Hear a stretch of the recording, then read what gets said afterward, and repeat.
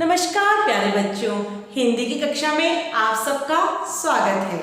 आज हम मिल रहे हैं हिंदी के कक्षा 6 की कार्यपत्रक 5 बचपन को सुलझाने के लिए। इसमें कुछ चीजें आपको दी गई हैं। एक गद्यांश आपकी कहानी बचपन से जो कि कृष्णा सोबती जी ने लिखा है, उनके बचपन की उनकी यादें बताई गई हैं। तो इस पाठ को समझने के लिए हमें सबसे पहले जानना होगा कि लेखिका का बचपन कैसे बीता। जैसे कि मैंने एक माइंड मैप बनाया है, लेखिका के बचपन के बारे में बताया है। बहुत सारी बातें हैं, आप पूरे वाक्य पढ़ेंगे तो याद नहीं हो पाएगा, पर आप ऐसे शब्दों से समझ सकते हैं कि हम क्या बात कर रहे हैं। लेखिका बताती हैं कि उनका बचपन बड़े मजे में बीता, बहुत मजे किए। हम सब अपने बचपन में बहुत मजे करते हैं। क्या क्या चीजें उनको आज भी याद है, यानी कि जब ये कहानी लिखी थी तब उन्हें याद था। शिमला के काफल, काफल एक फल होता है। रसभरी, चेस्टनट एक तरह का मेवा होता है, जिसे भून के खाया जाता है।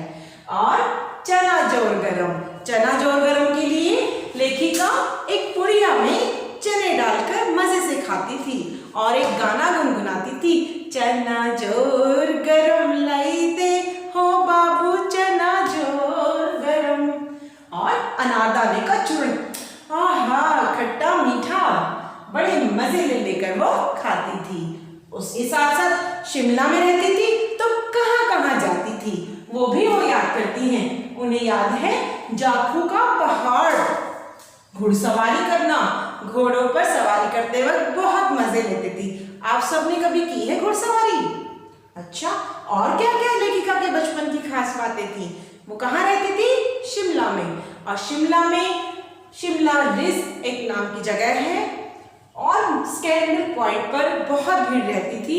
वहां पर बहुत शोर रहता था लोगों का, उन्हें वो भी बड़ा अच्छा लगता था। और शिमला रिज की दुकानों पर जो चहल पहल थी, जो रौनक थी, वो भी लेखिका कभी नहीं भूलती। उसके साथ साथ एक ऊंचा चर्च भी था और जब सूर्यास्त होता था तब भी वो दृश्य लेखिका को बहुत अच्छा लगता था। और लेखिका रंग बिरंगे गुब्बारे उड़ाने में भी बड़ा मजा लेती थी। आप सबको पता चला कृष्णा सोबती जी का बचपन कितना बढ़िया से बीता। आप सबको भी तो अपने बचपन की यादें होंगी, हालांकि आप अभी बच्चे ही हो, पर जब और छोटे थे तब क्या क्या मजे करते थे। अरे भाई, मुझे भी अपने बचपन की बहुत सारी यादें याद हैं। जैसे मैं जब छोटी थी कॉमिक्स पढ़ती थी, बहुत मजे लेकर। कॉमिक्स जानते हो? कलरफुल बुक्स होती थी, कार्टून कैरेक्टर्स होते थे जिन्हें आप टीवी पे देखते हो। इसी तरह के पात्र मेरी कॉमिक्स की दुनिया में थे और सबसे पसंदीदा मेरा था चाचा चौधरी और साबू। उसके साथ साथ गनेरिया, गन्ने की छोटी छोटी टुकड़े काटकर बर्फ की सिल्ली पे रखे होते थे और जब हम स्कूल से वापस आते थे तो मैं गनेरिया खरीद कर खाती थी। बहुत मजा आता था, बड़ी मीठी होती थी। आजकल बहुत याद करती हूँ इन दिनों को। और जैसे आप सब खेले होंगे, मैं भी गुड्डे गुड़ियों से खेलती थी, बड़े मजे करती थी। और समाचार वाचिका बनना मुझे बड़ा अच्छा लगता था।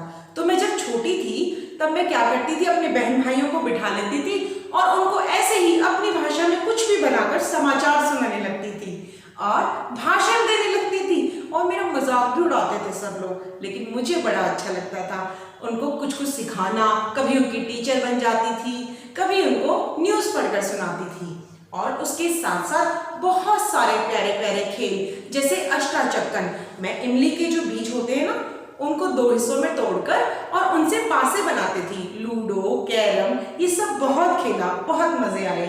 और बहुत सारे ऐसे खेल हैं जैसे गैलरी खेलना और पोशंपा। भाई पोशंपा, लाल किले में क्या हुआ, 100 रुपए की घड़ी चुराई, अब तो जेल में आना पड़ेगा। ऐसे खेल आप लोगों ने भी तो खेले होंगे ना। और आप जब छोटे थे तो कौन कौन से खेल खेलते थे और क्या क्या बातें आपको बहुत याद आती थी? तो वो सारी बातें आपको अपने कार्यपत्रक के उत्तर में लिखनी है। और एक प्रश्न आपसे पूछा गया है, यहाँ देखो कितने सारे खाने पीने की चीजों की बात करती हैं कृष्णा सोबती जी। तो आपसे प्रश्न पूछा गया है कि कोई भी 10 भोजन बताइए जो आपको बहुत अच्छे लगते हैं। मुझे तो साउथ इंडियन बहुत पसंद है, इडली, सांभर, डोसा। आपको क्या पसंद है? छोले भटूरे या बताइए, जो भी चीजें आपको अच्छी लगती हैं, कोई भी 10 भोजन आप लिख सकते हैं।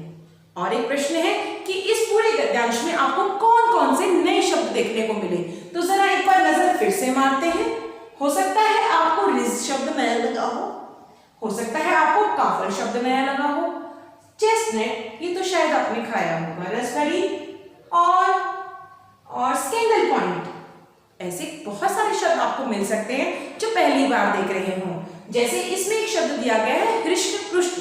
हृष्ट पुष्ट का मतलब होता है जो बहुत ताकतवर हो, सेहतमंद हो। इसी तरह से बहुत सारी चीजें हैं जो आप इस गद्यांश को पढ़कर समझ सकते हैं। तो धन्यवाद बच्चों।